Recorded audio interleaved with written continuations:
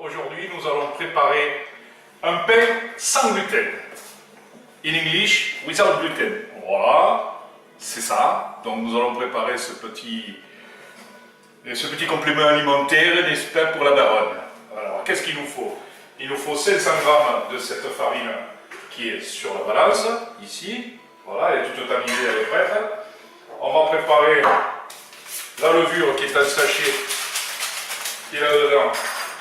Puisque la levure sèche, on ne la met jamais directement dans le robot. On va prendre un robot, on va pas tamiser à la main, sinon ça ne sort pas. Hop, un petit peu, un coup de cuillère à café. Ok, voilà. Vous laissez un peu de l'eau sur température ambiante, bien entendu. Voilà, vous laissez faire comme ça. C'est très simple, il n'y a pas de chichi. Voilà. De toute façon, quand vous avez la boîte, vous tournez et derrière tout est expliqué.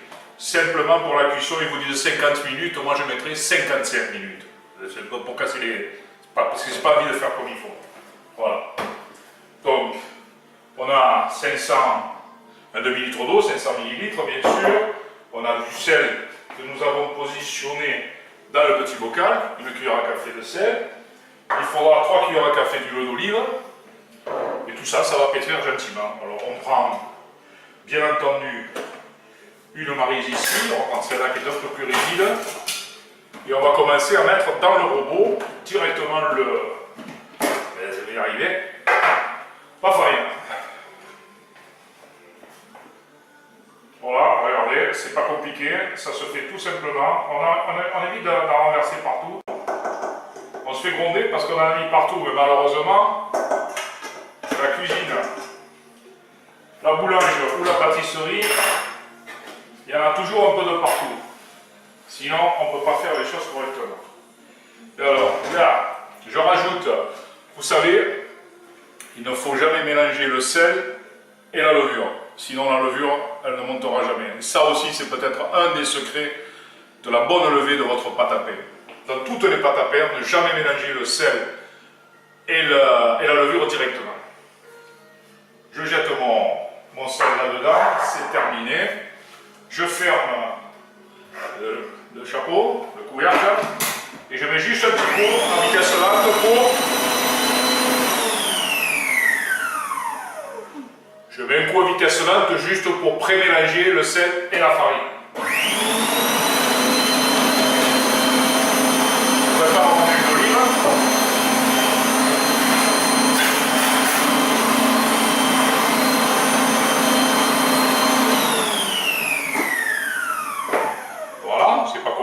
Ça vient tout seul. D'accord? 3 cuillères à café d'huile d'olive, de la bonne huile d'olive. Si vous n'en avez pas de la bonne, mettez de la mauvaise. Tant pis pour vous. Voilà. Voilà. 3,5, 3,5. Elle dira rien, mais voilà. On referme et on ne range pas encore parce qu'on aura besoin de l'huile d'olive pour tamiser votre fond de moule pour éviter que, bien entendu, à la cuisson, toute votre pâte colle. Pareil, vitesse 1, on mélange un petit peu.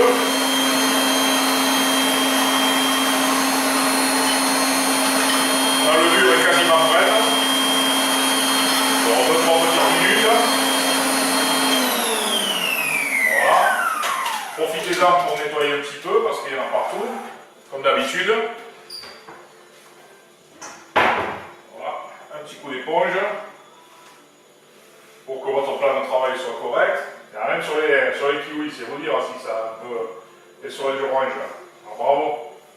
Je vais me faire engueuler, moi. Je vais me faire gronder, mais bon. Question d'habitude, hein. Allez, la levure, elle est prête.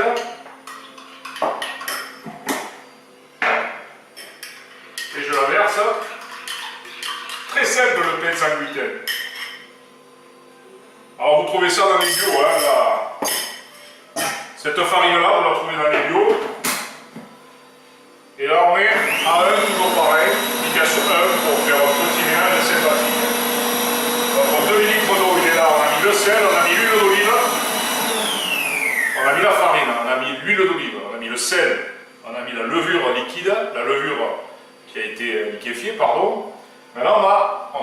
mélanger, on va mettre l'eau doucement. Alors ça va faire un peu de bruit, donc vous inquiétez pas, je ne pourrai pas parler en même temps. On met à deux. Le pétrissage se fait à deux. Et on verse à 2 fois, 3 fois, comme vous voulez, ça c'est le pif. Hein. Je dis c'est le pif. Alors on va préparer. Nous allons préparer le moule. Un peu d'huile d'olive. À peine, hein. Regardez. Voilà. Avec le pinceau. On a un pinceau en plastique, c'est plus pratique.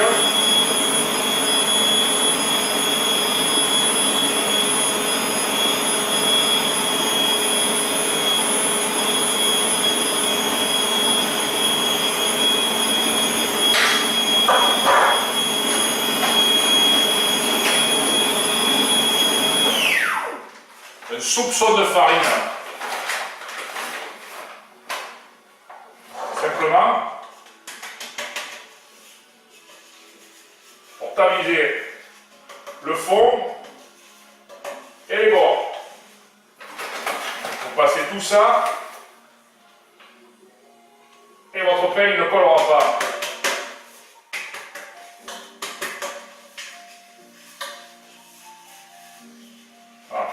Voilà ce que ça donne, ok. Ah ben il y en a partout, hein. On continue le pétrissage.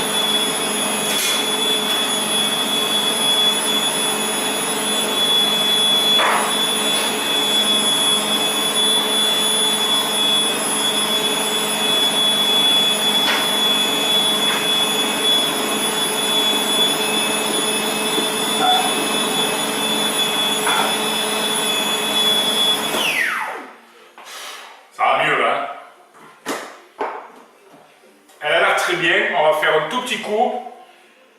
Voilà. Et on va se préparer pour le montage.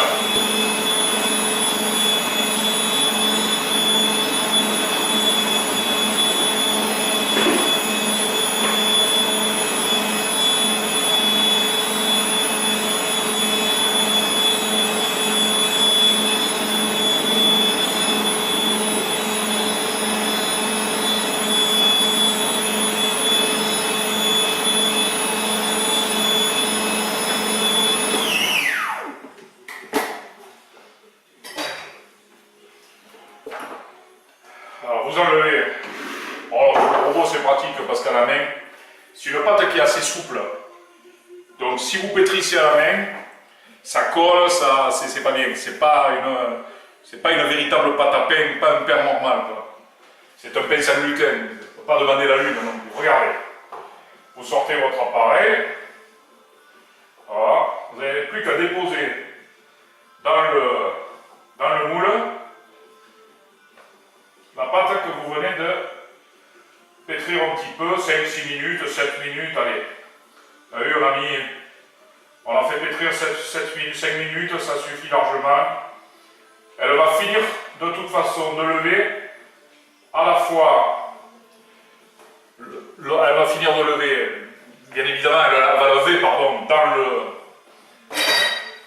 dans votre pâte ici, dans votre moule, et ensuite elle pourra lever éventuellement à la cuisson encore, une fois de plus. Donc on dégage bien la maryse. La maryse est un ustensile de cuisine, que vous connaissez en pâtisserie, c'est vraiment bien pratique.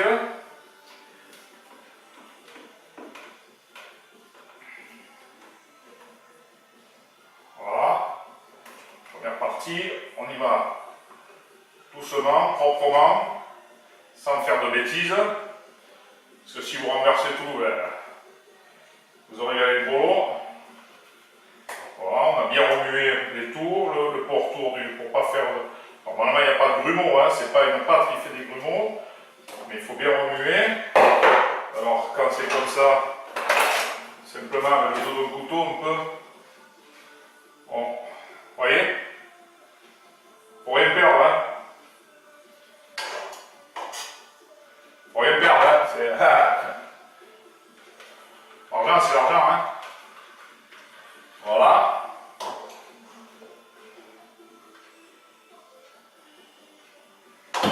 Ok.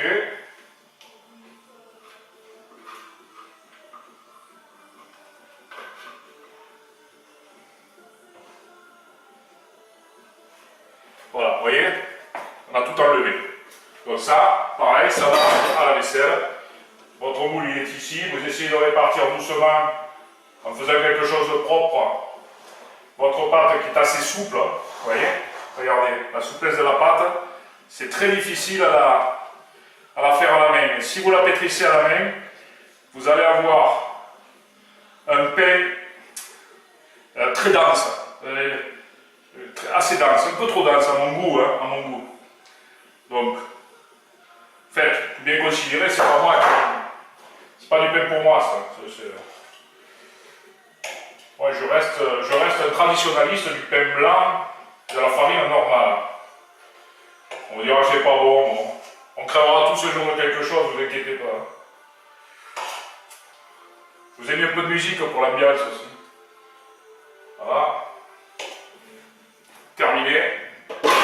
Et là, on couvre. Alors, pour couvrir, deux options.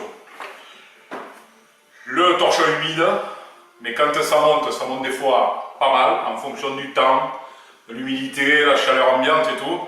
Alors moi j'ai trouvé ça, ça colle au torchon, c'est pas terrible. Moi j'ai trouvé cette petite combine. Je mets un couvercle en plastique. Regardez, ça va très très bien. Ça ne débordera pas. On a tout essayé, c'est la meilleure solution. Alors, il y a un peu d'aération, voilà. Et vous posez ça dans un coin et vous laissez monter alors sur le paquet, il vous dit 1 heure, 2 heures. Moi c'est 3 heures pour lever. Hein. Je laisse lever 3 heures. J'allais dire 3 heures de montage. Hein. Je laisse la pâte se reposer et lever 3 heures. Je vais y arriver. Nous avons terminé. Vous avez vu, c'est du rapide. Hein. Ça va très très vite. Alors, on essaie de nettoyer pour que la patronne ne crie pas trop fort. Après, il faut faire la vaisselle. Et là, ce qu'on va faire, on va aller se reposer un petit peu. Et on se retrouve d'ici dans 3 heures à peu près pour enfourner pendant 1 heure, pour faire cuire notre pain pendant 1 heure. Voilà, à plus tard.